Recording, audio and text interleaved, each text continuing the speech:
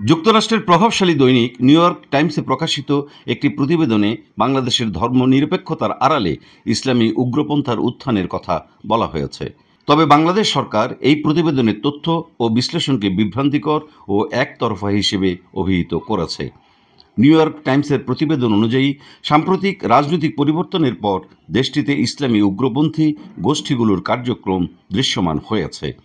প্রতিবেদনে দাবি করা হয়েছে, নারীদের অধিকার খর্ব করা এবং ইসলাম ধর্মকে অবমাননাকারীদের শাস্তি দেওয়ার দাবি জানিয়ে কিছু দল সক্রিয় ভূমিকা নিচ্ছে। এছাড়া ইসলামী খেলাফত প্রতিষ্ঠার লক্ষ্যে কিছু নির্দিষ্ট গোষ্ঠী আন্দোলন করছে বলে উল্লেখ করা হয়েছে।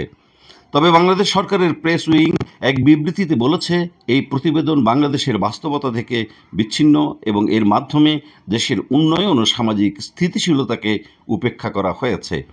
সরকারের বক্তব্য অনুযায়ী প্রতিবেদনটি কেবলমাত্র কিছু বিচ্ছিন্ন ঘটনার উপর ভিত্তি করে তৈরি করা হয়েছে, যা দেশের সামগ্রিক উন্নয়ন ও সামাজিক স্থিতিশীলতাকে প্রতিফলিত করে না।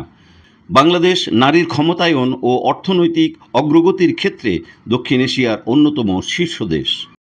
দেশের রাজনৈতিক অস্থিরতাকে ধর্মীয় উগ্রবাদের উত্থান হিসেবে চিত্রিত করা হয়েছে, যা সত্যের অপলাপ।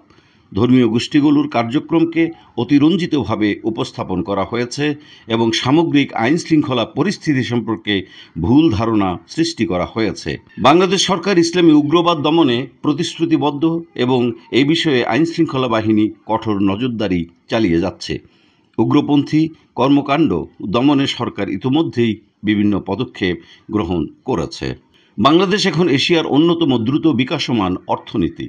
দেশটির রপ্তানি খাত, বিনিয়োগ প্রবাহ ও কর্মসংস্থান উল্লেখযোগ্যভাবে বৃদ্ধি পেয়েছে। নিউ ইয়র্ক টাইমসের প্রতিবেদন এসব গুরুত্বপূর্ণ দিক সম্পূর্ণভাবে উপেক্ষা করেছে। প্রতিবেদনে সামগ্রিকভাবে বাংলাদেশের 18 কোটি মানুষের ধর্মনিরপেক্ষতা ও বহুত্ববাদী চেতনাকে অস্বীকার করা হয়েছে।